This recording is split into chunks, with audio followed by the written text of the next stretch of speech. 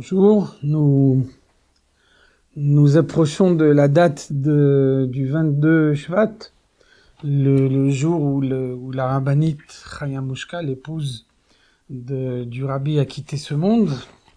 Et on voit que le rabbi a répété à maintes reprises, en évoquant sa mémoire, le verset Ve'acha yiten el libo, celui qui survit doit en ressentir le sentiment en son cœur. Et donc, en ces jours de préparation, au 22 Shvat, à cette date de Saïloula, pour essayer de réfléchir ensemble sur quelques enseignements qui sont délivrés par sa vie.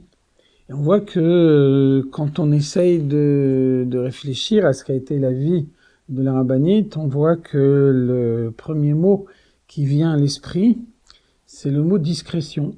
C'était une grande dame qui a tout fait pour ne pas apparaître dans le domaine public.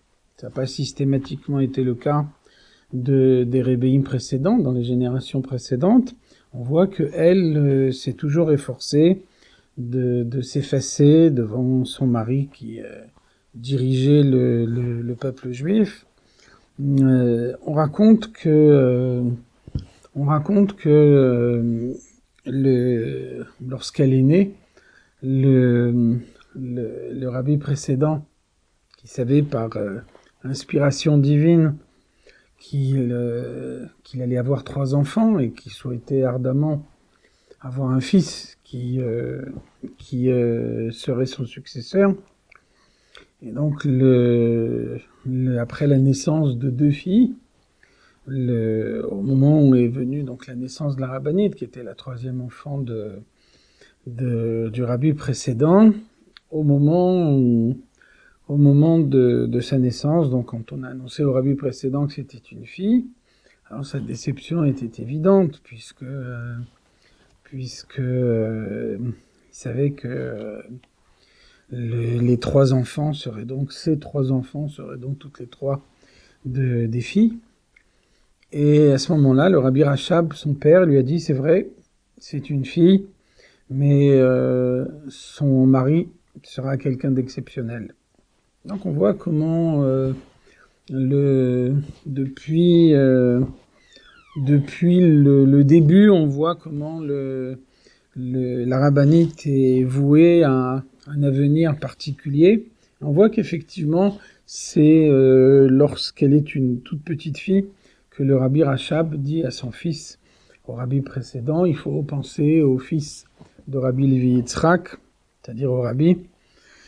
On voit que la rabbinite et le rabbi se sont mariés en Pologne, à Otwock, dans la banlieue de Varsovie, une année après que son père, le rabbi Rayatz, le rabbi précédent, ait été libéré de prison, à Yud Bet Tammuz. Et donc, le rabbi précédent habitait à l'époque en Lettonie, qui était encore un État indépendant, et la yeshiva centrale, Tomchet Mimim Lubavitch, se trouvait à l'époque d'abord à Varsovie, puis à Otwock. Et c'est à cet endroit-là, qu'a eu lieu le mariage du rabbi et de la rabbinite. Ensuite, le rabbi et la rabbinite ne s'installent pas dans les endroits où se trouvent les grands centres de chassidim. Bien au contraire, ils vont dans des endroits où ils sont plutôt éloignés de l'installation chassidique. Le rabbi et la rabbinite se sont mariés en 1928. Ils ont été ensuite habités en Allemagne, où ils sont restés jusqu'à l'avènement du Troisième Reich en 1933. Et donc, à cette date-là, ils sont venus habiter en France. Ils ont habité à Paris de 1933 à 1940, ensuite de 40 à 42 dans le sud de la France, à Vichy, à Nice, avec un passage à Marseille. Et puis, par la suite, ils ont pris le bateau en 1942 pour s'installer aux États-Unis, où ensuite ils sont restés par la suite. On voit que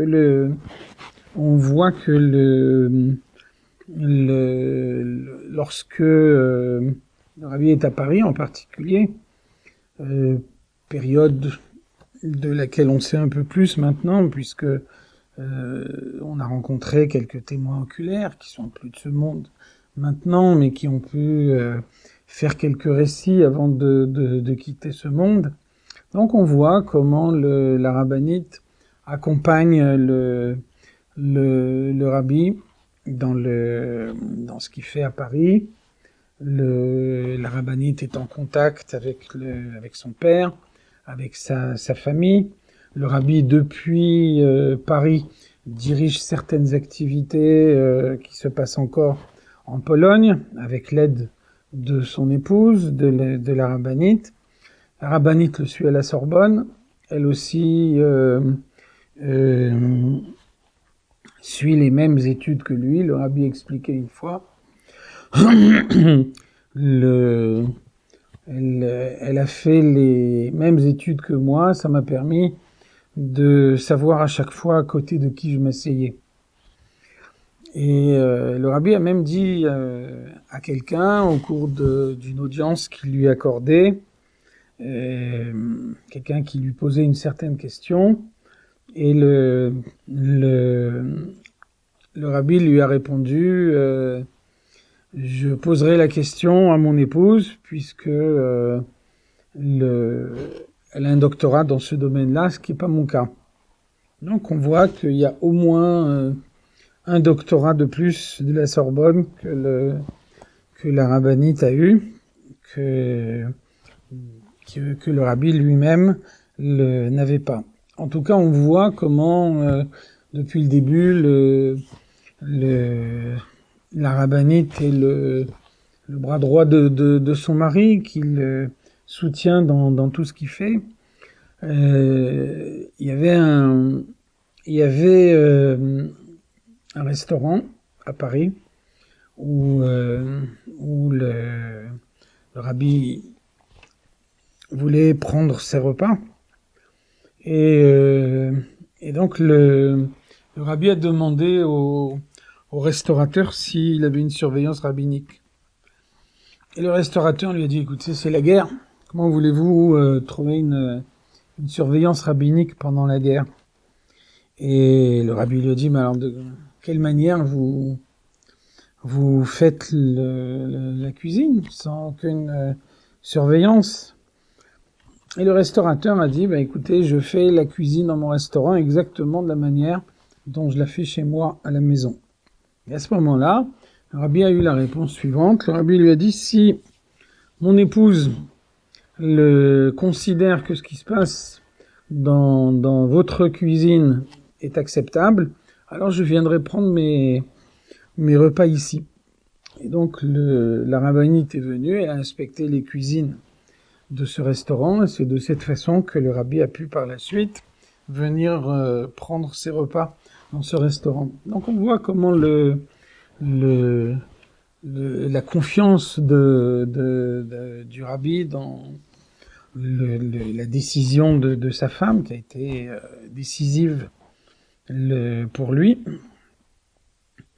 Et donc tout ceci s'est poursuivi aux États-Unis, après leur installation aux États-Unis. Là encore, la grande discrétion de la rabbinite a tout de suite, immédiatement apparu à l'évidence. On voit que, par exemple, la mère du rabbi, la rabbinite Rana, avait un fauteuil qui lui était réservé, comme le rabbi, dans la synagogue des femmes, au 770 Eastern Parkway.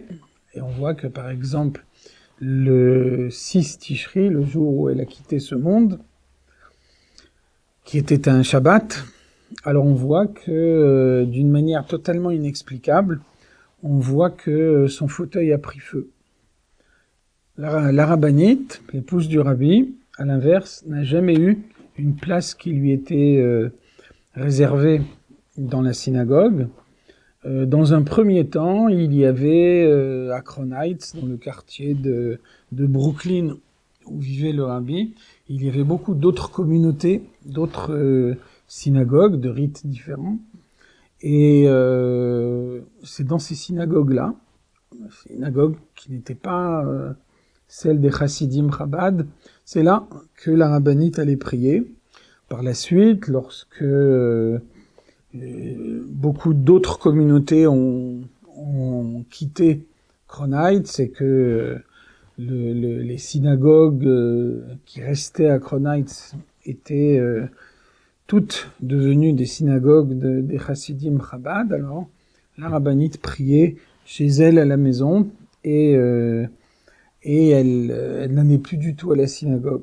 Donc on voit comment la discrétion a prévalu dans toute son existence, depuis sa jeune enfance jusqu'à son existence en Amérique.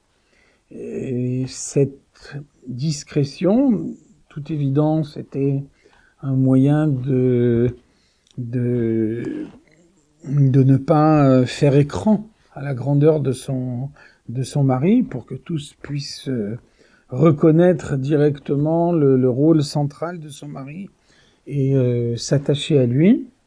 Néanmoins, on voit que le rabbi lui-même était parfaitement conscient de la grandeur du rabbi. On voit que, par exemple, une fois, à l'occasion de l'anniversaire de la rabbinite, le 25 Adar, on voit que quelqu'un a apporté à la maison, de la part des femmes Chabad du quartier, un bouquet de fleurs pour son anniversaire, qui était accompagné d'une lettre sollicitant des bénédictions pour différentes femmes qui avaient besoin de bénédictions.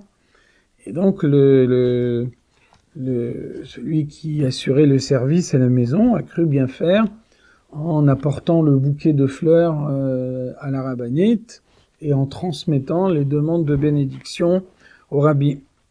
Et le rabbi tout de suite lui a dit « Mais la lettre n'est pas adressée à moi, c'est adressée à mon épouse. » Et donc il a expliqué que cette lettre, c'était des demandes de bénédiction et qu'il avait pensé que il était plus approprié de transmettre ces demandes de bénédiction au rabbi. Et immédiatement, le rabbi a dit, mais elle aussi peut bénir.